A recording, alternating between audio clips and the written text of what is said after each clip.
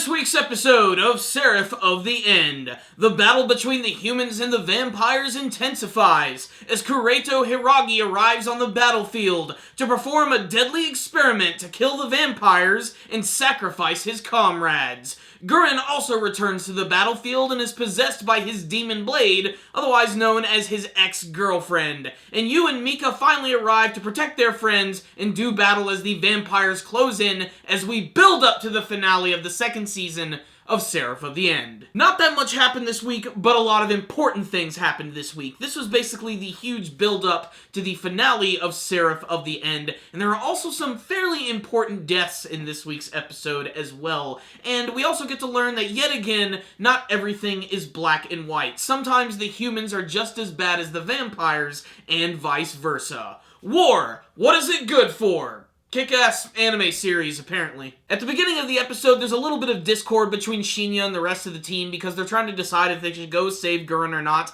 and they ultimately decide that that is the best decision. Gurren this week is also possessed by his sword, which takes the form of his ex-girlfriend Mahiru, and his eyes turn all red and he gets all super powerful, which is really awesome. I mean, Cruel Tempest just completely beats the ever-living crap out of him, and it almost seems like there's something a little more important about that weird demon that is actually possessing him. Seems to have some sort of connection with Cruel. I guess we're gonna have to wait until the finale to see what that's gonna be all about. But the beginning of the episode was like a big signal for death flags for a lot of characters, and that comes to fruition at the end of the episode when suddenly Kureto and his group just appear and they perform this deadly experiment where this like giant shipping crate just emerges out of nowhere, and suddenly all these long black spiked chains just start to erupt from out of nowhere and just start impaling and destroying everyone. And most of Narumi's team is completely destroyed in a very violent fashion, and they even go after our main characters. One's about to destroy Shinoa, when suddenly Yu appears from out of nowhere, and I honestly didn't see it coming.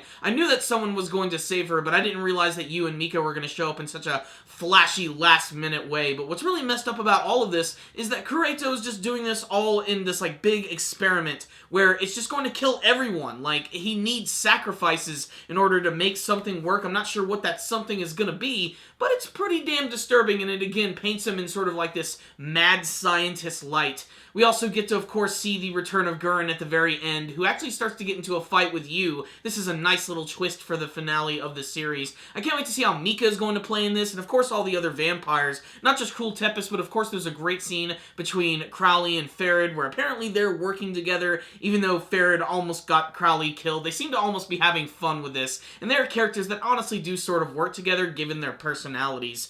So, what's the rundown on this week's episode of Seraph of the End? It's mostly probably going to be remembered for that crate scene where all those chains just came out of nowhere and started stabbing people from multiple directions. It was really disturbing how that went down, and just the overall look of it. It's very just, I don't know, I can't describe it, Silent Hill-esque with a little bit of Hellraiser.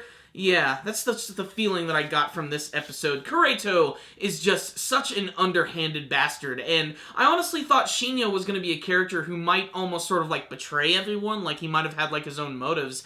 But no, his relationship with Kureto is incredibly strained. He is a part of the Hiragi family, but I think he's like an adoptive member, so that's really what's up with that. The preview for the next episode promises that things are just going to be insane. It looks like we're going to see some crazy monster transformations. You know we're going to see a really cool battle between Gurren and Yu, and I can't wait to see Mika and Cruel Tempest and all this stuff. There's a lot of possibilities for the finale of this series. Now, not a perfect episode. Seraph of the End is not a perfect series, but the second season has proven to be more entertaining than the first season to me, and I can't wait to see how they're going to wrap this one up. I don't know if I'm necessarily going to watch a third season. Maybe I'll look at the manga version, but I am interested to see how they're going to wrap up this season. So I thought this was a pretty good episode. I liked that it focused a lot on the other characters this week, because last week was all about the reunion between Yu and Mika. This week was all about his comrades and the other vampires getting ready to gear up for war. Kureto was a nice surprise, especially with his weird sacrificial Seraph of the End attack. It was just really freaking strange. So let's just get hyped up for the finale. This episode right here, I actually really liked it. So I'm going to give it a 4 out of 5. Check it out, Seraph of the End fans. You might see something you like.